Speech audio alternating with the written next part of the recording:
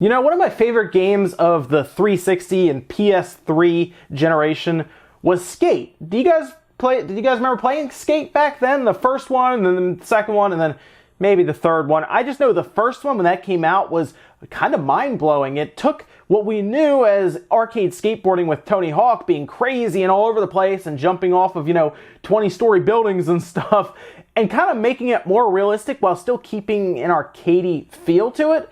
It was a really fun game. It was a really fun series, but since the third one, not much has really happened. It is backwards compatible now. You can play it on the Xbox One, but for a while, the servers weren't really there, so you couldn't do a lot of the cool things like sharing your parks or any of the social stuff. Except now. See, something very weird happened today, almost purposeful for something coming in the future maybe, because the servers appear to be back. They appear to be working again. And when I heard this, I, like many others, thought, I wonder if they have an announcement ready for this weekend. I wonder if they're going to announce Skate 4. Now, this discovery came from another YouTuber, X7 Albert. They have a video up of them actually discovering the online features being back, and they go back through it and everything. And then they did further digging and found that EA had re-upped their trademark for the Skate series in the last week of May. So a little over a week ago, they did that. Now we start hearing all these things, then we start looking back at a lot of stuff that has happened. I mean, seriously, we've had a lot. Back when Tony Hawk Pro Skater 5 came out, massive train wreck, right? It wasn't good. So many bugs falling through the floors and everything. At this point, the servers are off, so even if you buy it, like half of the thing works, not even. A lot of that was actually tied to online services, so without those servers, you really can't do much. Well, it turns out Tony Hawk is not with Activision at all anymore. In fact, February they did this. They talked and mentioned that he's no longer working with Activision. In fact, it seemed like he had severed ties with them earlier, I guess, in December. They had severed ties with them after what happened with Tony Hawk Pro Skater 5, and that he was working on another game, but didn't really want to say much because it was still pretty early. Now, of course, people started to think, another skateboarding game, I wonder what he would be doing. Well, fast forward a bit to, again, a little further, about halfway through 2017, and we hear from an EA community manager who just tweeted out #Skate4. This was from Daniel Lingen, who is a community manager for EA. They tweeted that out, and of course, the internet kind of lost its mind, as you would expect, right? When something like that happens from somebody who's kind of connected to the company and this game that everybody wants, it went viral. People started freaking out. They're like, wow, is Skate 4 coming back this year?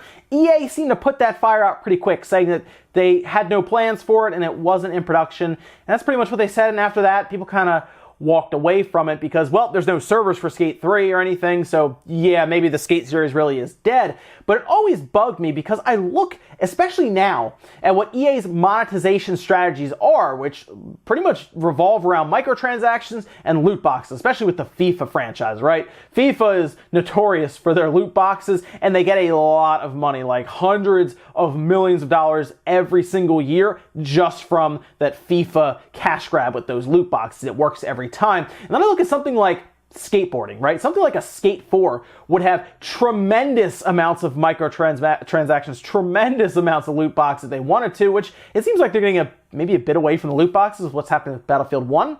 But they could do all kinds of stuff with microtransactions, right? I mean, I know no one really likes them, but let's be real, EA is going to do it whether we like it or not. And you look at Skate 4 and you say, okay, well, you have a ton of apparel that they could sell currency that you would then use to buy cosmetic stuff. You have decks, you have trucks, you have wheels. There's so much stuff that you would buy in skate shops, and EA could sell currency to speed up that cosmetic process. It almost seems too easy. And this is from a company that managed to somehow make sense of putting loot boxes in their UFC cage fighting game. So this seems like a slam dunk, easy.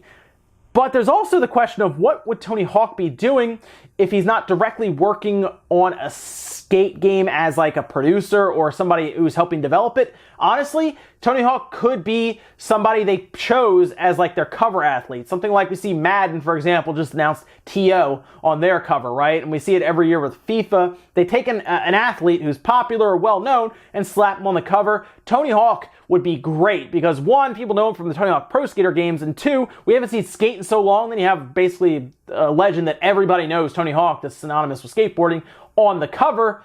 This is easy money. This is just easy sales. That would do really, really well, I think.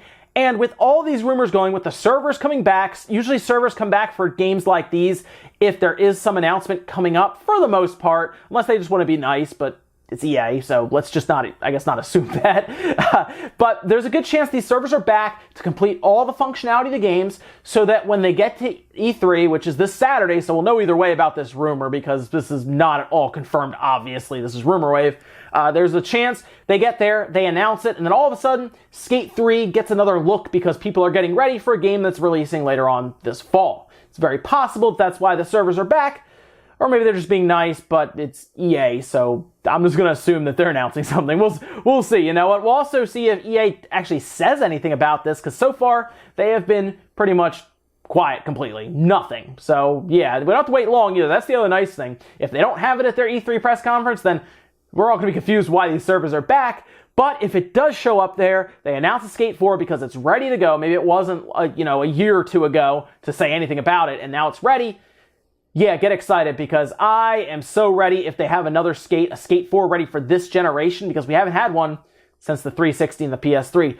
Let me know what you guys think about the possibility of Skate 4. Maybe you're a fan of the Skate series and you'd like to see it show back up this generation. I don't really care what systems it comes out on this point. Honestly, just as long as you just get the game. They could make it PC only for all I care, although they won't. It's EA. If anything, it would be, PS4 and Xbox One only. But we'll see. Let me know what you guys think about all this down below. Make sure you give this video a thumbs up if you enjoyed it. Dislike it if not. And I'll see you guys in the next video.